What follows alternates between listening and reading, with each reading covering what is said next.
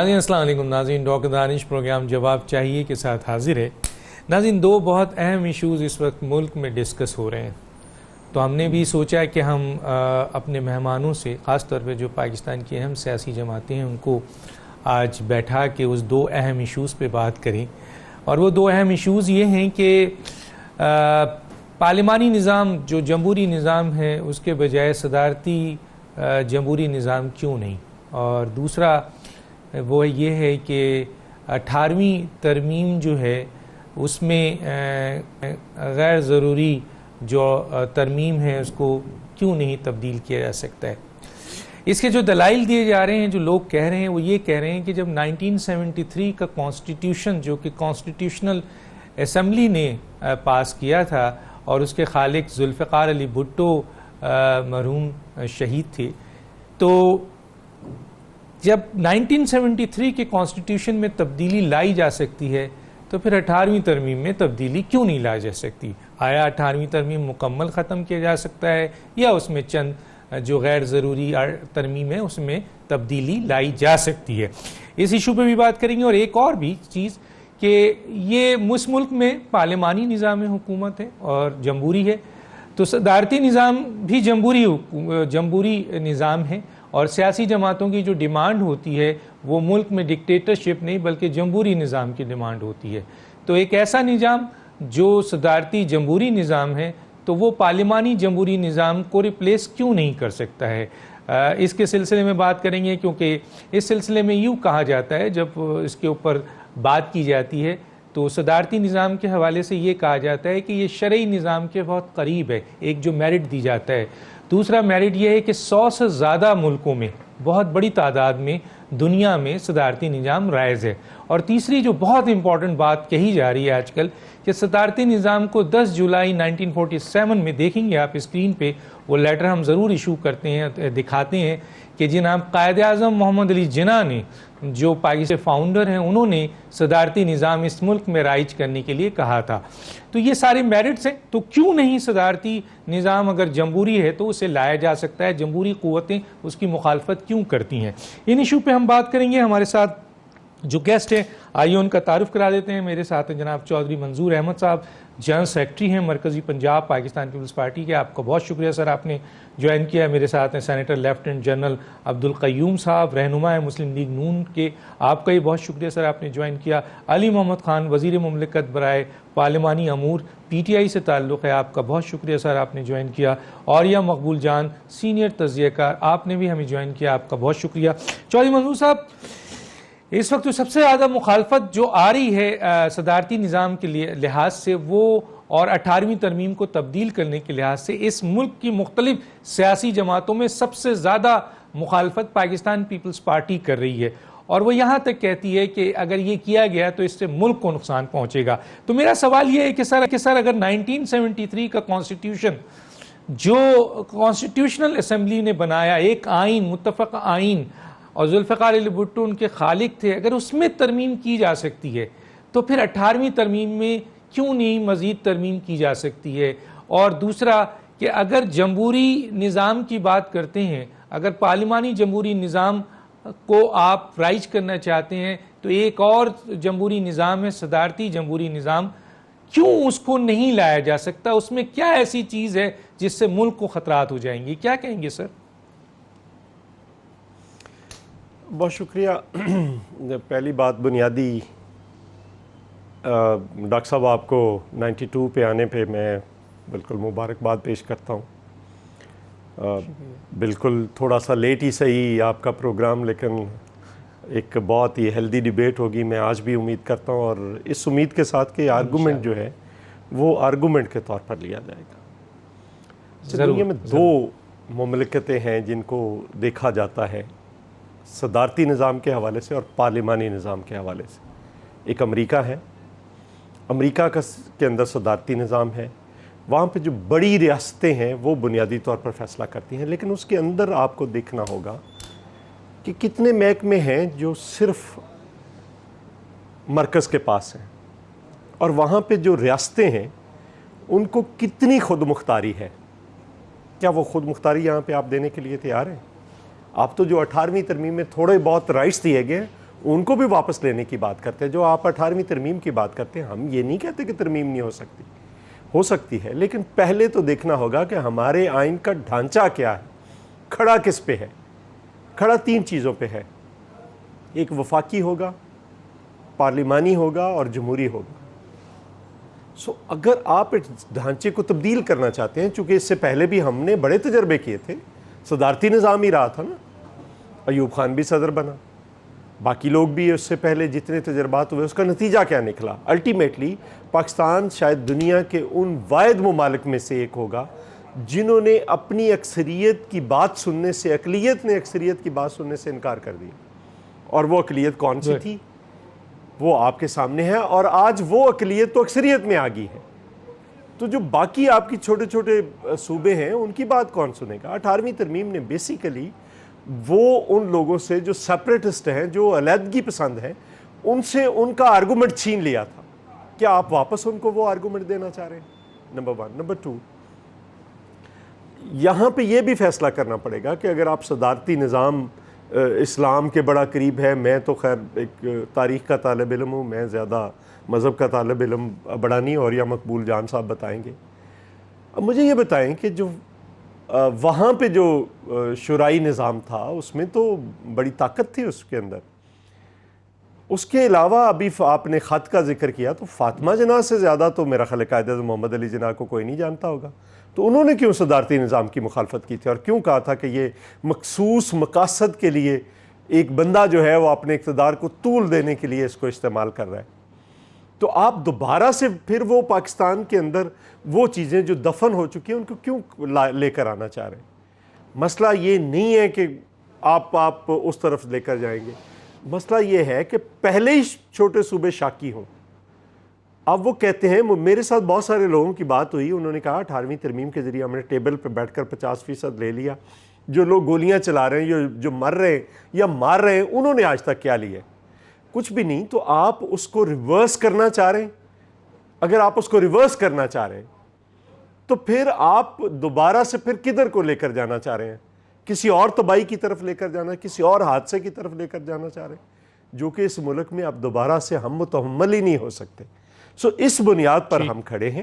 باقی کوئی اگر آپ اس سے زیادہ مثبت بات کرنا چاہتے ہیں 18ویں ترمیم میں تو کیجئے.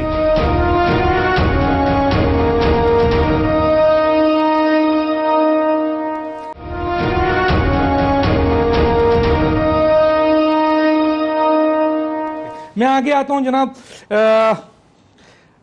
قیوم صاحب کے پاس. قیوم صاحب, یہی سوال آپ کے پاس لے کے آتا ہوں کہ اگر آئین جو کہ اس پارلیمانی طرز حکومت کو سپورٹ کرتا ہے, لیکن اگر آئینی طریقے سے اس ملک میں ایک جمہوری نظام رائج ہے, کچھ لوگوں کا خیال ہے کہ وہ پارلیمانی نظام جو ہے وہ نہیں چل پا رہا ہے, تو ایسی صورتحال میں ہم دوسرے جمہوری نظام یعنی صدارتی نظام کی طرف جائیں, اور آئین میں اس کی گنجائش موجود ہے, آئینی طریقے سے ہم صدارتی نظام کو لا سکتے ہیں. تو پھر کیا وجوہات ہے کہ اگر کوئی چیز عوامی رائے سے اور آئینی طریقے سے لائی جائے تو کیا اس میں مذائقہ ہے؟ ایک تو, اور دوسرا یہ ہے کہ 18ویں ترمیم میں جس طرح میں نے کہا کہ 73 کے کانسٹیٹیوشن میں کافی تبدیلیاں ہیں, آپ کو اندازہ ہے, تو 18ویں ترمیم میں اگر کچھ غیر ضروری چیزیں ہیں تو انہیں کیوں نہیں نکالا جا سکتا ہے؟ کیا کہیں گے سر؟ دیکھیں, یہ جو 18ویں ترمیم کا مسئلہ ہے نا, اس کے اوپر ہم ایکسٹریم ویوز, ہمیں پوزیشنز نہیں لینی چاہیے. میں آپ کو یہ بتاؤں کہ نظام وہ اچھا ہے جو پبلک کے لیے اچھا ہے. دنیا میں صدارتی نظام بھی ہیں, پارلیمانی بھی ہیں, آپ شیخ ڈم بھی ہے, یہ آپ دیکھتے ہیں کہ یو ای کی ریاستیں اپنا پراسپر کر رہی ہیں. چائنا میں ایک اپنا نظام ہے جہاں 1 پارٹی کا رول ہے اور چل رہا ہے. ہمیں یہ دیکھنا ہے کہ ہمارے لوگوں کو, ہماری عوام کو, ہمارے خطے میں ہمیں کیا سوٹ کرتا ہے اور اس کے اوپر ہمیں چلنا ہے. تو سو فار ہم نے یہ بہتر سمجھا کہ پارلیمانی جمہوری نظام ہو, وفاقی ہو, اور اس کے اوپر ایک متفقہ کانسٹیٹیوشن بن گیا. ابھی دیکھیں, فرانس کے اندر بھی ایک پارلیمانی نظام تھا, تو ڈیگال کے ٹائم پہ آ کے تو انہوں نے اس کو صدارتی میں کنورٹ کیا, بیکاز انہوں نے سمجھا کہ ان کو ایسا سوٹ کرتا ہے. لیکن کئی ملکوں میں پارلیمانی نظام بھی چل رہا ہے. لیکن should we compare Pakistan with Spain, with France or America? No. Pakistan میں فیڈریٹنگ یونٹس ہیں, مختلف صوبے ہیں, مختلف زبانیں ہیں, مختلف قسم کا ماحول ہے, تو ہمیں وہ کرنا ہے جو ہمارے ملک کی سلامتی کے لیے بہتر ہو. ابھی میں ایک اس کے بعد اس پہ آتا ہوں, یہ جو امینڈمنٹس کی بات ہے نا, 18th امینڈمنٹ, دیکھیں اس کے اوپر بھی ہم ایکسٹریم ویو نہیں لینا چاہیے. ایک طبقہ فکر کہتا ہے اس کو ٹچ نہیں کر سکتے, دوسرا کہتا ہے نہیں اس کو ختم کریں. I think answer is some where in between. آپ کو یہ پتا ہے کہ پاکستان کے آئین کے 280 آرٹیکلز ہیں, اور اس 18ویں ترمیم الون میں 70 آرٹیکلز اور 95 امینڈمنٹس ہوئی ہیں, 95, اور they are most of them 99% بہت اچھی ہیں, جس کے اندر صوبوں کو امپاور کرنے کی بات ہے, جس کے اندر الیکشن کمیشن کی خود مختاری کی ہے, جہاں پی سی او ججز کا خاتمہ ہے, جہاں صدر ایمرجنسی نافذ نہیں کر سکتا, جہاں کانسٹیٹیوشن کو آپ ہیلڈ ان ابینس نہیں کر سکتے. بڑی خوبصورت چیزیں ہیں. لیکن کہ اگر آپ یہ سمجھتے ہیں کہ ان میں, جیسے چودھری منظور صاحب بھی کہہ رہے تھے کہ یہ نہیں ہے کہ اس کو آپ ٹچ نہیں کر سکتے, ہم میڈیا میں ایک ایکسٹریم ویو لیتے ہیں تو لوگ یہ سمجھتے ہیں کہ 18ویں ترمیم ایک 2 لائنوں کی ترمیم ہے, جس کو بدل دیں گے تو صوبوں کی خود مختاری ختم ہوگی. ایسے نہیں ہوگی. ود این اوپن مائنڈ, اگر 18 ہو چکی ہے اور اس کے بعد ابھی 25 ترامیم ہو چکی ہیں, 18ویں کے بعد بھی اور وہاں تک چلے گئے ہیں, تو مخصوص حالات میں ایمرجنسی تھی, آپ کو ملٹری کورٹس بنانی پڑی, آپ کو امینڈمنٹ کرنی پڑی, یہ ابھی اس میں تو نہیں تھا شروع میں. تو اس لیے آئی تھنک اس پہ ہمیں ریجڈ نہیں ہونا چاہیے, جو ملک کے مفاد میں ہو اور اس کے اندر 2/3 میجارٹی بھی نہیں, میں کہتا ہوں کنسنسس ہو, تو ہم اس کو آگے لے کے جائیں. ہمیں وہ کچھ کرنا ہے جو ہماری عوام کے لیے بہتر ہے. تو میرے خیال میں فار دی ٹائم بینگ ہمارا یہ پارلیمانی نظام ہے, اور اس کے بعد کانسٹیٹیوئنٹ اسمبلی ہی بیسیکلی اس آئین کے جو فنڈامنٹلز ہیں ان کو بدل سکتی ہے. تو آپ ریفرینڈم کرا کے کانسٹیٹیوشن اسمبلی بنا کے دوبارہ کریں تو یہ ایکسرسائز بھی بہت بڑی ایکسرسائز ہے. یہ قوموں کی تاریخ میں ہم نے پہلے اپنا آئین بڑا لیٹ بنایا ہے, اور آئین کی موجودگی بڑی ضروری ہے, جبکہ انٹرنل اور ایکسٹرنل فورسز پاکستان کے اوپر حملہ آور ہیں. تو آئی تھنک اس کو بہت سٹریچ نہیں کرنا چاہیے. یس, یہ ہمیں ضرور دیکھنا ہے کہ پارلیمانی نظام میں بگز کیا ہیں. بگز یہی ہے کہ آپ کے جو الیکٹڈ ریپرزینٹیٹو ہیں وہی منسٹر جب بنتے ہیں تو وہ کانسٹیچوئنسی کا خیال کرتے ہیں, کرپشن ہوتی ہے اور ہوتی ہے. ان چیزوں کو دور کیسے کیا جا سکتا ہے, اس کا حل نکالنا چاہیے. ٹھیک ہے. میں ذرا اوریہ مقبول صاحب کی طرف آ جاتا ہوں حکومت کے پاس آنے سے پہلے. اوریہ مقبول صاحب, صدارتی نظام ایک جمہوری نظام ہے, اور جس طرح میں نے ذکر کیا آپ مجھ سے زیادہ جانتے ہیں, استاد ہیں, اور جہاں تک میری تھوڑی سی ہے چودھری منظور صاحب سے کہ فاطمہ جناح نے صدر ایوب صاحب کی صدارت کو انہوں نے اس سے اختلاف رکھا تھا, صدارتی نظام جو ایکچوئل ہے اس سے ان کا اختلاف نہیں تھا.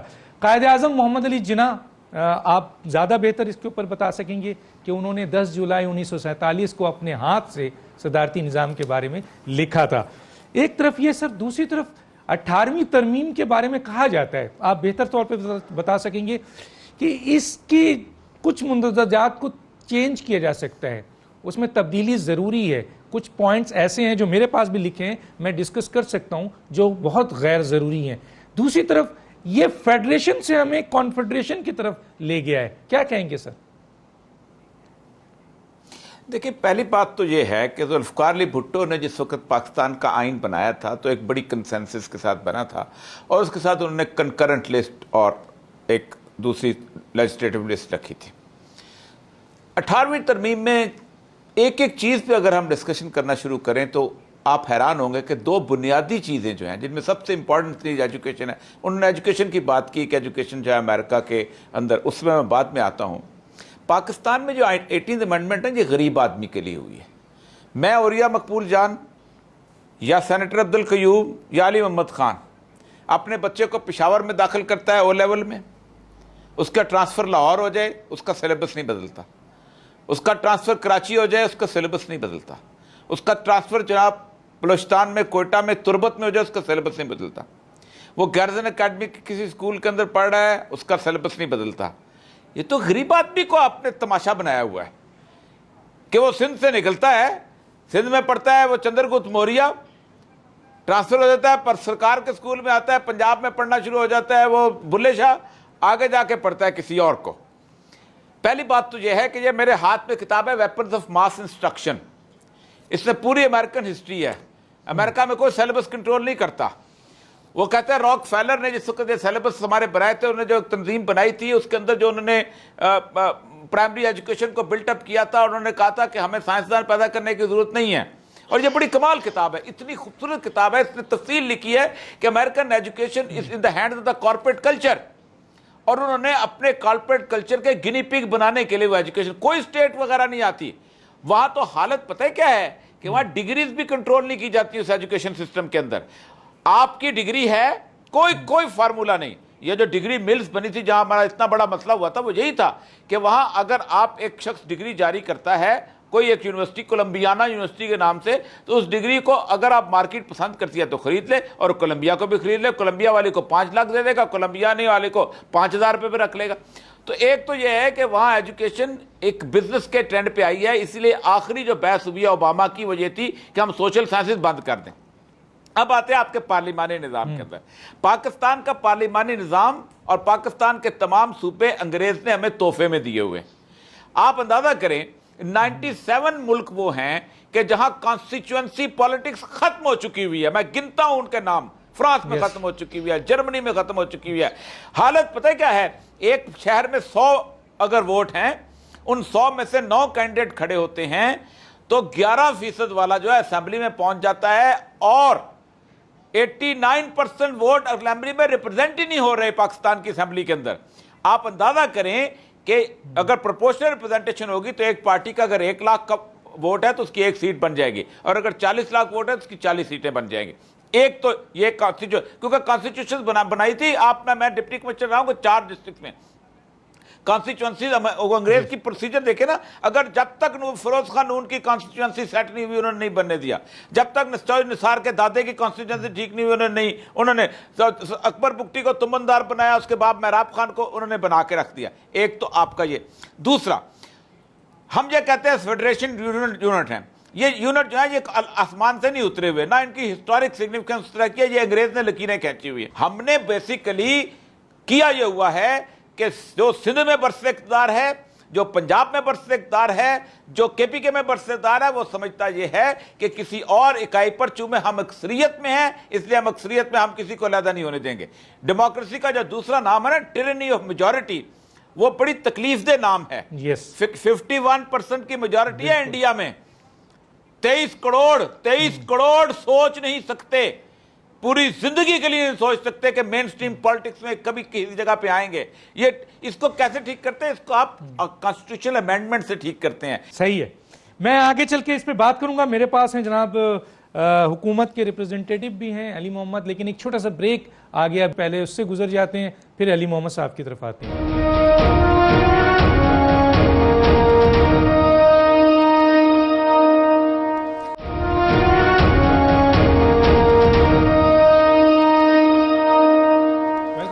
جی علی محمد صاحب, میں آپ کی طرف آتا ہوں, اور یہی 2 سوال, کیونکہ آپ نے سنا بھی ہے کہ صدارتی نظام پہ آپ کیا کہیں گے, اور اسی صدارتی جمہوری نظام, اور دوسرا جو ہے 18ویں ترمیم میں اگر مزید ترمیم کی جائے, کیا کہیں گے سر؟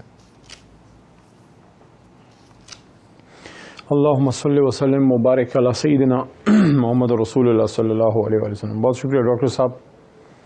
سب سے پہلے ان 3 شہادتوں کا ذکر کروں گا. کل جو 3 ہمارے فوجی جوان پھر شہید ہوئے ہیں, بڑا دکھ ہے اس کا. شہادت پہ مسلمان کبھی دکھی نہیں ہوتا, لیکن دکھ ہے. دکھ اس چیز کا ہے کہ کب تک ہماری اس طرح شہادتیں ہوتی رہیں گی. پوری قوم جو ہے ان شہیدوں کے ساتھ ہے, چاہے وہ کشمیر میں ہوں, چاہے ہمارے فوج کے جوان ادھر ہوں, یا چاہے ہمارے پاکستانی دہشت گرد دھماکوں میں شہید ہوں. لیکن میں سمجھتا ہوں کہ ہر ظلم کی ایک انت ہوتی ہے, اور قوم جاگ چکی ہے انشاءاللہ. اور میں سمجھتا ہوں کہ پاکستان دنیا کا مضبوط ملک بنے گا. میرا ارمان ہے, میرا اس پہ یقین ہے. میں بحیثیت وزیر پارلیمانی امور, میں حکومت کو نمائندہ ہوں, اور میں نے آئین پاکستان کا حلف اٹھایا ہے. حلف کس چیز کا اٹھایا؟ حلف اس چیز کا اٹھایا کہ چاہے علی محمد کی جان چلی جائے, ملک پاکستان اور اس کے سبز لالی پرچم پہ آنچ نہ آئے. یہاں پہ ایک سوال اٹھتا ہے کیا ہمارا آئین جو ہے وہ جمود کا شکار ہے یا آئین ایک لیونگ ڈاکیومنٹ ہے؟ دنیا میں جتنا کانسٹیٹیوشنل ایکسپرٹ ہے، جورسٹ ہے، آپ کو ایک بات سب کہیں گے، انگلینڈ میں، یو کے میں ان ریٹن کانسٹیٹیوشن ہے، امریکہ میں پریزیڈنشل فارم آف گورنمنٹ ان کا اپنا کانسٹیٹیوشن ہے. ایک بات سب کہیں گے کہ کانسٹیٹیوشن کبھی بھی ڈیڈ ڈاکیومنٹ نہیں ہوتا، وہ لیونگ ڈاکیومنٹ ہوتا ہے. Constitution is for the times present and times to come. ایک بات ذہن میں رکھیے، انسان جو ہے وہ قوانین کے لیے نہیں، قوانین انسان کے لیے بنائے جاتے ہیں. ہم نظام کے لیے نہیں ہے، نظام ہمارے لیے ہے. ملک نظام کے لیے نہیں، نظام ملک کے لیے بنایا جاتا ہے. اس پہ ڈیبیٹ کوئی کرنا چاہتا ہے، پریزیڈنشل فارم آف گورنمنٹ، کریں اس پہ ڈیبیٹ. کوئی کنونس کرے کہ کیا یہ بہتر ہے یا نہیں، اس پہ ڈیبیٹ، زندہ قومیں ڈیبیٹ کرتی ہیں، لیکن اس کا پھر کوئی طریقہ کار بھی ہونا چاہیے. طریقہ کار وہ ہونا چاہیے جو کانسٹیٹیوشنل ہو، جو آئین کے مطابق ہو، کہ کیا یہ جو ہمارا پارلیمانی سسٹم ہے کیا یہ اس حد تک ڈیکے ہو چکا ہے کہ اب اس کو ہم نے ریپلیس کرنا ہے. تو اس کے لیے پھر ایک نیشنل لیول پہ آپ اس پہ ڈیبیٹ کریں. اب یہاں پہ سوال یہ ہے کہ کیا یہ جو موجودہ سسٹم ہے اس میں ریفارم کیا جائے یا کسی اور سسٹم کی طرف جایا جائے. میں یہ اس بات پہ یقین رکھتا ہوں کہ جو کچھ بھی ہو، اس قوم کے صلاح مشورے سے، اس پارلیمان کے صلاح مشورے سے، باہمی اتفاق سے، مشورے سے، اور اس پہ ٹائم لیں، کوئی جلدی کی ضرورت نہیں.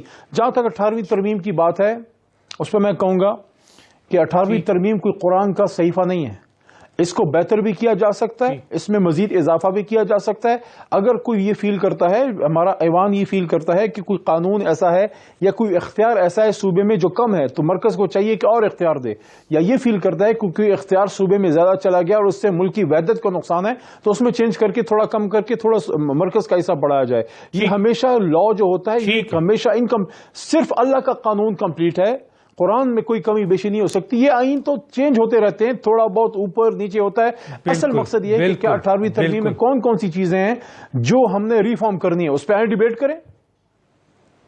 ٹھیک ہے، بالکل صحیح ہے. میں ذرا سا آ جاتا ہوں اب چودھری منظور صاحب کی طرف. چودھری منظور صاحب، میں علی محمد صاحب کے جملے سے آپ سے سوال آغاز کرتا ہوں، اور وہ یہ ہے کہ عوام طاقت کا سرچشمہ ہے جو فیصلہ کرنا چاہیں. بھٹو صاحب نے بہت، اور پیپلز پارٹی کا تو یہ سلوگن ہے. تو سر، آئین میں ایک آرٹیکل ہے 48(6), یعنی 48 آرٹیکل، اس کا سب آرٹیکل 6 یہ کہتا ہے کہ ملک میں اگر کوئی اہم ڈیبیٹ ہے تو اس کا فیصلہ ریفرینڈم کے ذریعے، یعنی عوام میں لا کر کیا جا سکتا ہے. تو کیوں نہ سر یہ ہم عوام کی طرف لے جائیں. آئین کے آرٹیکل 48 کے تحت آئین بھی اس کی اجازت دے رہا ہے کہ عوام کیا فیصلہ کرتے ہیں، صدارتی نظام، جمہوری یا پارلیمانی نظام، وہی جو پہلے سے جمہوری ہے، ایک طرف. دوسری طرف سر، اسی 18ویں ترمیم کے حوالے سے 2-3 چیزیں ہیں جس میں، جیسے ہیلتھ اور ایجوکیشن کے حوالے سے انہوں نے بتا دیا کہ ایسا نہیں ہوتا ہے. ڈرگ ایکٹ ہے وہ بالکل ہی بکھرا ہوا ہے. اور ایک اور چیز سر تھوڑا سا، وہ NFC ایوارڈ میں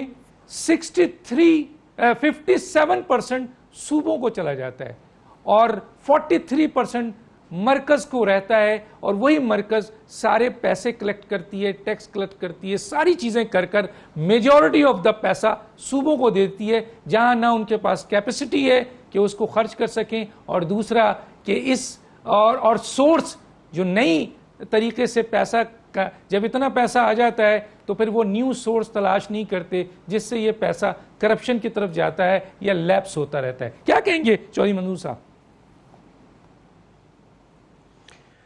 ڈاکٹر صاحب، مجھے آپ کے سوالات آج بہت اچھے بھی لگ رہے ہیں اور ایک خاص نقطہ نظر سے بھی لگ رہے ہیں. یہی بحث ہے جو کروائی جا رہی ہے اور ایک خاص جگہ پہ یہ ڈیبیٹس چل رہی ہے.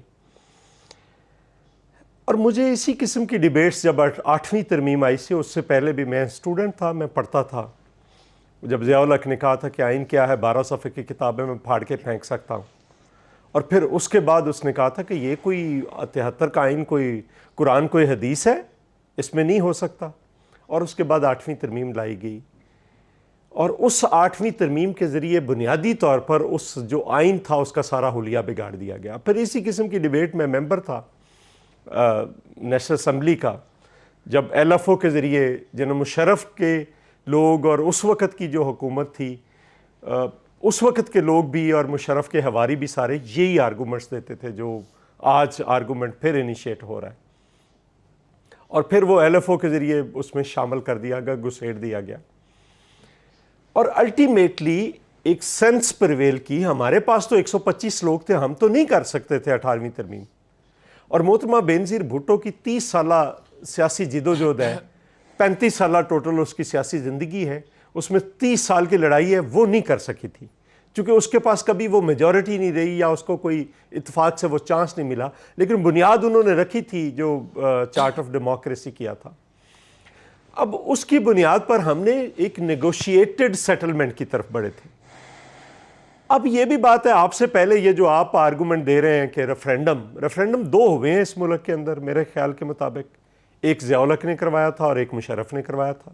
اگر آپ تیسرا بھی ویسا کروانا چاہتے ہیں تو کون روک سکتا ہے آپ کو؟ آپ کروا لیں. اگر اس کے ذریعے آئین کے اندر ترامیم کا راستہ کھولنا چاہتے ہیں تو پھر یہ کہیں نہیں رکے گا, پھر یہ ایسا راستہ کھلے گا جس پہ کوئی آگے کوئی انہوں نے بھی یہی کیا تھا نا, آئین کے اندر ترمیم, اور پھر سارا کچھ کہا تھا کہ اگر آپ اسلام کے حق میں ہیں تو پھر میں 5 سال کے لیے صدر ہوں, اور پھر مشرف نے بھی اسی قسم کے کوشچنس کیے تھے. اور اگر آپ اس کے ذریعے کھولنا چاہتے ہیں تو پھر کھول لیجئے, اٹھائیے, پارلیمنٹ کی ضرورت ہی نہیں. پھر کیا ضرورت ہے پارلیمنٹ کی؟ کوئی ضرورت نہیں ہے. آپ ایک ریفرینڈم کروائیے, جو مرضی کانسٹیٹیوشن نافذ کر دیجئے. آج ریفرینڈم کے حق میں آ جائے گا, چونکہ خاص کوارٹرز چاہ رہے ہیں اس وقت صدارتی نظام, اور انہوں نے یہ بحث انیشیٹ کی ہے, تو یہ چاہیں گے ریفرینڈم ان کے حق میں ہو جائے گا. کل کو ریفرینڈم آئے گا, وہ اٹھا کر سارا ادھر پھینک دے گا, اور یہ تماشا ہمارا جو ہے چلتا رہے گا. پہلے اس تماشے میں ہم نے آدھا ملک گوایا ہے, اور پھر اس کے بعد ہم اور اسی قسم کے تجربات کرنے جا رہے ہیں. کرنا چاہتے ہیں تو کیجئے, کون روک رہا ہے آپ کو؟ آپ کو تو کوئی چیز روک نہیں پا رہی اس ملک کے اندر. اگر کوئی اٹھا کر منسٹرز کو جو پی ٹی آئی کے عمران خان کے گرد جو پی ٹی آئی کا حصار تھا اس کو توڑ کر ادھر پھینک دیتا ہے تو کون روک رہا ہے؟ کسی کو ضمانتیں ملنی شروع ہو جاتی تو کون روک رہا ہے؟ کسی کے خلاف کیسز انیشیٹ ہونے شروع ہو جاتے ہیں, ایک دم سے ان کو گھیرا تنگ کر دیا جاتا ہے تو کون روک رہا ہے؟ کوئی نہیں روک رہا. ٹھیک. لیکن الٹیمیٹلی آپ کو یہ فیصلہ کرنا پڑے گا کہ آپ کرنا کیا چاہ رہے ہیں, جانا کدھر چاہ رہے ہیں. اگر آپ کو تھیوکریٹک ایک سیٹ اپ لے کر آنا چاہتے ہیں ایسا جس کے اندر کوئی آواز نہ ہو, کیجئے, پھر اس کے نتائج بھی دنیا کے سامنے ہیں, پہلے بھی بھگتے ہیں, آپ بھی بھگتیے. ٹھیک ہے. میں آتا ہوں جناب جنرل قیوم صاحب کی طرف آتا ہوں. جنرل قیوم صاحب 2 پوائنٹس لے کے آتا ہوں. جب ہم کسی لائر سے بات کرتے ہیں, ایکسپرٹ, کانسٹیٹیوشنل ایکسپرٹ سے بات کرتے ہیں, اور ہم پوچھتے ہیں کہ اگر صدارتی نظام کے حوالے سے کیا کوئی آئینی طریقہ ہے یا نہیں ہے, تو اس پہ وہ کہتے ہیں کہ جی 3 طریقہ کار ہیں. ایک تو یہ کہ خود پارلیمنٹ یہ فیصلہ کرے, آئین کے آرٹیکل میں موجود ہے, چند ترامیم کی ضرورت ہوگی آرٹیکل 239 کے عوض. دوسرا وہ کہتے ہیں کہ جی خود ایک ریفرینڈم جو ہے 48(6) موجود ہے, اس کے تحت عوام میں جایا جا سکتا ہے. اب اس پہ چودھری منظور صاحب کی اپنی آبزرویشن کے 2 چیزوں کو انہوں نے رکھا ہے کہ ملک میں اس طریقے سے ریفرینڈم ہوا ہے, لیکن الیکشن پہ تو بھی سارے سوالات ہیں. کتنے الیکشنز ہیں جس کے اوپر یہ صورتحال موجود ہوتی ہے کہ جناب یہ جعلی ہے, سلیکٹڈ ہے, تو ریفرینڈم پہ بھی یہی کوشچن ہے. تو میرا سوال یہ ہے, تیسرا ہے کہ اگر سپریم کورٹ یہ محسوس کرتی ہے تو ڈائریکشنز دے سکتی ہے. تو سر اگر آئینی طریقے سے عوام کی طرف چاہا جائے اور ان سے فیصلہ لے لیا جائے, اور دوسرا سر کہ این ایف سی ایوارڈ کے حوالے سے جو 57 اور 43 کا ریشو ہے, اور صوبوں میں کیپیسٹی نہیں ہے سر کہ وہ جو پیسے آ رہے ہیں بھرمار سے وہ اس کو استعمال کر سکیں, اور اپنی جو ان کی صلاحیت ہے وہ ختم ہو جاتی ہے, اور ہم دیکھتے ہیں سر کرپشن کا بازار پھر لگ جاتا ہے. تو یہاں کچھ بہتری آنی چاہیے سر. جی دیکھیں, جو تو پہلی بات ہے, میں لات کا ایکسپرٹ تو نہیں ہوں, لیکن میرے خیال میں پارلیمنٹ اس پوزیشن میں نہیں ہو سکتی کہ وہ ایک آئین کے ڈھانچے کو بدل دے. اس کو اگر چیلنج کیا جائے کورٹس کے اندر تو شاید اس کو کورٹس ریجیکٹ کر سکتی ہیں. لیکن یہ کہنے کے بعد میں یہ کہتا ہوں کہ دیکھیں, ہمیں ہر چیز کو ود این اوپن مائنڈ ہی دیکھنا چاہیے. شکوک و شبہات ماضی سے تو ہیں اور وہ بڑی انفارچونیٹ سچویشن ہے, لیکن ہمیں یہ دیکھنا ہے کہ ملک کے مفاد کے لیے کیا چیز بہتر ہو سکتی ہے, اور کوئی بھی جو چیز ہم کرنا چاہیں, خواہ وہ بات صوبے بنانے کی ہو یا وہ بات آئینی ترامیم کی ہو کسی طریقے سے کہ ہم نے ملٹری کوڈ بنانی ہے یا نہیں بنانی, یا کوئی اور امینڈمنٹ کرنی ہے, یا کنکرنٹ لسٹ کو ریکنسیڈر کرنا ہے کہ کچھ ایلیمنٹس ہم ادھر رکھ سکتے ہیں یا نہیں رکھ سکتے. ان ساری چیزوں کے اوپر ایک فنڈامنٹل چیز ہے کہ دیانتداری کے ساتھ آج کل جو میری آبزرویشن ہے وہ یہ ہے کہ جب صوبے کی بھی ہم بات کرتے ہیں تو ہر کسی کا اپنا پولیٹیکل مفاد کو دیکھ کے ہم ووٹ لینے ہوتے ہیں تو ایک نعرہ لگاتے ہیں، ووٹ کے بعد ہماری سچویشن کچھ اور ہوتی ہے، اور یہ پولیٹیسائز کر دیتے ہیں ایشوز کو. جن ملکوں میں ایون انڈیا کے اندر بھی صوبے مختلف بنے، پنجاب کے 3 بن گئے وغیرہ وغیرہ، تو وہاں انہوں نے ایک نان پولیٹیکل ایک ٹیکنیکل ایک بورڈ بنایا جس نے یہ ایڈمنسٹریٹو کنوینئنس کے لیے یہ دیکھا کہ کیا ہو سکتا ہے، اور اس میں لوکل امپلیکیشنز بھی ذہن میں ہونی چاہیے، اور پھر اس کے اوپر یہ فیصلہ ہو، لیکن یہ نیک نیتی پہ ہو، یہ پوسٹیرٹی کے لیے ہو، یہ ہمارے اپنے سیاسی مفادات کے لیے نہ ہو.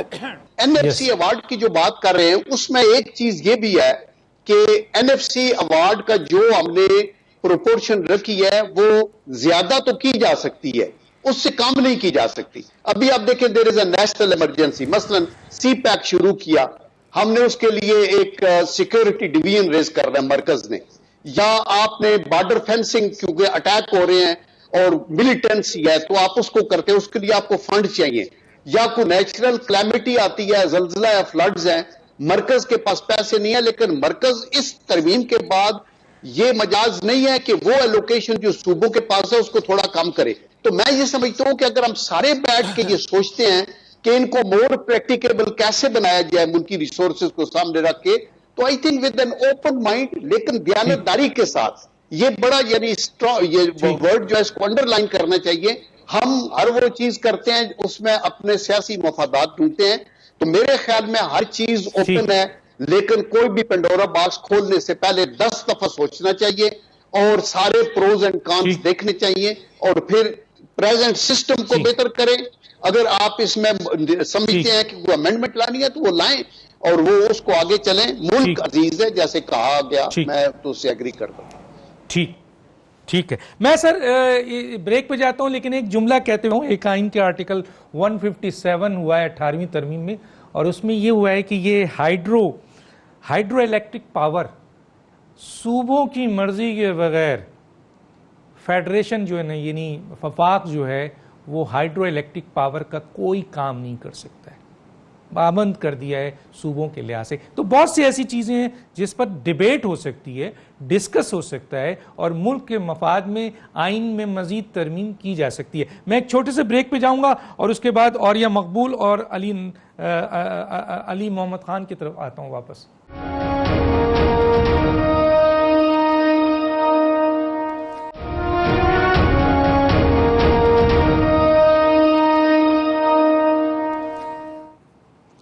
Welcome back. اور یہ مقبول صاحب میں یہ آپ سے یہ پوچھنا چاہتا ہوں کہ جناب صدارتی نظام میں میں دیکھ رہا تھا کہ آئین تو 1973 کا ایگزسٹ ہی کرے گا، وہی ہوگا. 280 آرٹیکل 7 شیڈیول میں چند ترامیم ہوگی جو اکثر ہوتی ہے، آج بھی ہوتی ہے. 25 ترامیم ہو گئی.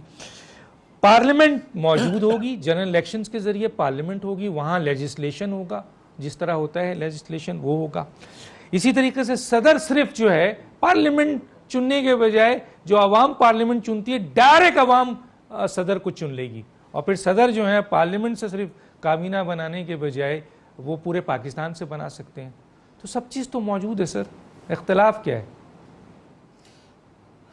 دیکھیں جہاں میں جو جنرل قیوم صاحب نے بات کی ہے نا نیک نیتی، وہ سب سے امپورٹنٹ ترین چیز ہے. ابھی بہت مزیدار بحث چل پڑی تھی کہ ریفرینڈم کی صورتحال کے اوپر. آپ مجھے یہ بتائیے کہ ریفرینڈم کیوں ضروری ہوتا ہے، جب عموماً سمجھا جاتا ہے کہ عوام کی رائے بالکل مختلف ہو سکتی ہے جو پارلیمنٹ میں لوگ بیٹھے ہوئے ہیں، کیونکہ پارلیمنٹ کے لوگ ایک اور طرح کی مینڈیٹ لے کے آئے ہیں. پہلی بات تو یہ ہم طے کر لیں کہ 70 سال تک ہم نے جو نظام بنائے تھے کیا ہم اس میں سکسیس سٹوری ہماری ہے؟ اگر نہیں ہے تو ظاہر بات ہے ہمیں سوچنا چاہیے. یہ جو بریکسٹ کا ریفرینڈم ہوا تھا یہ کیا کسی آمر نے کروایا تھا برطانیہ کے اندر؟ یا جو ڈیگال نے اپنی چینج کرنے کے ریفرینڈم کسی آمر نے کروایا تھا؟ یا یہ جو ریفرینڈم اسکاٹ لینڈ کا ہوا ہے کیا کسی نہیں؟ بیسیکلی وہ لوگ سمجھتے ہیں کہ نہیں، یہ 400 لوگ جو اوپر بیٹھے ہوئے پارلیمنٹ میں ضروری نہیں کہ بات ایشو کے اوپر عوام کی سیٹسفیکشن کو سمجھ سکیں، اس لیے وہ ریفرینڈم میں جاتے ہیں. اسی طرح کہا جاتا ہے ریفرنڈم مشرف نے کرایا تھا. ہمیشہ مثال آمریت کے لیے دی جاتی ہے, مشرف نے کرایا تھا, ضیاء الحق نے کرایا تھا. تو ضیاء الحق نے تو پارلیمنٹ الیکشن بھی کرایا تھا, مشرف نے بھی پارلیمنٹ الیکشن کرایا تھا. تو پھر تو پارلیمنٹ الیکشن بھی بند کر دو, کیونکہ وہ دونوں کروا کے گئے تھے. ٹھیک, تو یہ اصل مسئلہ تو یہ ہے کہ بنیادی طور پر ہم جب بھی مثال دیتے ہیں کسی بھی نظام کا, ہم کہتے ہیں جی آزمایا جا چکا ہے, کیونکہ وہ اس میں آزمایا گیا تھا. اور دوسری طرف یہ نہیں کہا جاتا کہ بھائی اس کے علاوہ بھی تو آزمایا گیا پارلیمانی سسٹم میں. گنتے آئے نا تو آپ کتنا سسٹم, ہمارا بیسیکلی مطلب نہ پارلیمانی نظام کا ہے اور ہمارا نہ ہی مسئلہ بیسیکلی صدارتی نظام کا ہے. ہمارا بنیادی مسئلہ یہ ہے کہ ہم جب ووٹ ڈلتے ہیں اور جس سسٹم کو ہم نے ایوالو کیا ہوا ہے وہ بڑے کم لوگوں کی ریپرزنٹیشن کا سسٹم ہے. اور وہ خاص طور پہ 1935 کے ایکٹ نے, اگر مجھے یہ بتائیے, اگر ہم پاکستانی بننے سے پہلے قائد اعظم جو ہے وہ سیپریٹ الیکٹوریٹ کا مطالبہ نہ کرتے کہ مسلمانوں کو علیحدہ ووٹ دینے کی اجازت, تو آپ کا پاکستان بنتا ہی نہیں تھا. جمہوریت کی نفی ہے یہ ساری کی ساری. ہمیں تو وارہ ہی نہیں کھاتی تھی جمہوریت.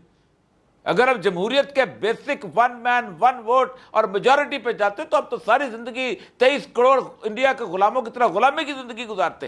اس کا مطلب یہ ہے کہ ہر ملک کی اپنی ڈیفینیشن آف جمہوریت ہے. فرینچ نے جس وقت فیفڈم کو ختم کیا, دوبارہ بحث چلی تھی کہ ہم صوبوں میں واپس چلے جائیں, ان کا وہ جوتیوں میں ڈال پٹے گی, تمہارا حشر ہو جائے گا. اور فرانس کے بارے میں یہ بات یاد رکھیے کہ اگر کوئی ایک peaceful country law and order کے حساب سے ہے تو وہ فرانس ہے, اور جس کے اندر سب سے کم قسم کی جس قسم ایتھنک صورتحال یا سٹرائکس ہیں وہ موجود ہے. تو یہ بیسیکلی نیک نیتی کی بات ہے. ساری پارٹیوں کو نیک نیتی کے ساتھ سوچنا چاہیے اور ایک تحفہ دینا چاہیے آنے والی نسلوں کو. ٹھیک ہے. میں آتا ہوں علی محمد صاحب, یہ این ایف سی ایوارڈ پہ آپ کچھ کمنٹس کریں, کیونکہ این ایف سی ایوارڈ کیا آپ کی پارٹی کی طرف سے بار بار آ رہا ہے کہ یہ این ایف سی ایوارڈ جو ہے وہ صحیح نہیں ہے, اس میں تبدیلی ہونی چاہیے. اور ایک اور جملہ ضرور کہوں گا کہ آئین کا آرٹیکل 2A اور 227 جو کہ کہتا ہے کہ پاکستان میں کوئی بھی لا قرآن و سنہ کے خلاف نہیں ہو سکتا ہے, یہی پارلیمنٹیرین نے بنایا ہے, 1973 کی کانسٹیٹیوشن کے خالقوں نے ہی کیا ہے.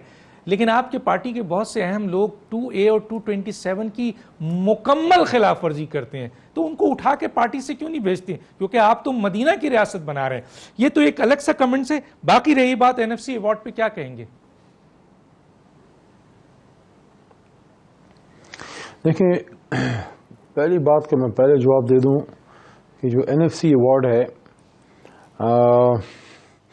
میں اس بات کا دائی ہوں. میں یہ سمجھتا ہوں کہ ثبات جو ہے صرف دنیا میں جو مستقل قائم رہنے والی چیز ہے وہ یہ ہے کہ چینج, کہ تبدیلی ہمیشہ آتی ہے. باقی صرف اللہ تعالیٰ اپنی ذات میں اسی جگہ مستقیم ہے, ہم سب میں تبدیلی آتی ہے.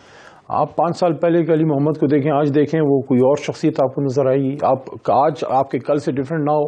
پیغمبر صلی اللہ علیہ وسلم نے فرمایا کہ آپ اپنے حال پہ سوچیں کہ آپ کا آج آپ کے یسٹرڈے سے کل سے کیوں ڈیفرنٹ نہیں ہے. تو ہمیشہ آپ کو سوچنا چاہیے نئے آئیڈیاز. ہمیشہ انسان جو ہے اگر چاند پہ پہنچا ہے اور آج اگر پاکستان نیوکلیر ٹیکنالوجی ہے تو کیوں ہے, یہ تو ابھی تک ہم غار کے زمانے میں بیٹھے ہوتے. اگر ہم ایک جگہ رک جاتے, اگر این ایف سی ایوارڈ میں کوئی چیزیں ایسی ہیں جس سے یہ فیل ہوتا ہے کہ مرکز جو ہے کچھ چیزوں میں کمزور ہوا ہے تو اس کو ٹھیک کریں, یا اگر کسی صوبے میں پرٹیکولر کسی علاقے کو زیادہ سپورٹ چاہیے تو پورے ملک کو پھر آ کے سپورٹ کرنا چاہیے. جیسے فار ایگزامپل ایل-12 فاٹا جو ہے فارمر ٹرائبل ایریاز, اس کو املگمیٹ کرنا اور وہاں پہ وہ سہولیتیں جو ہمیں اسلام آباد, لاہور, کراچی میں, کیا وہ کوئی کم پاکستانی ہے کہ ان کے ماں باپ جو ہیں کوئی ہمارے ماں باپ سے کوئی کم پاکستانی تھے؟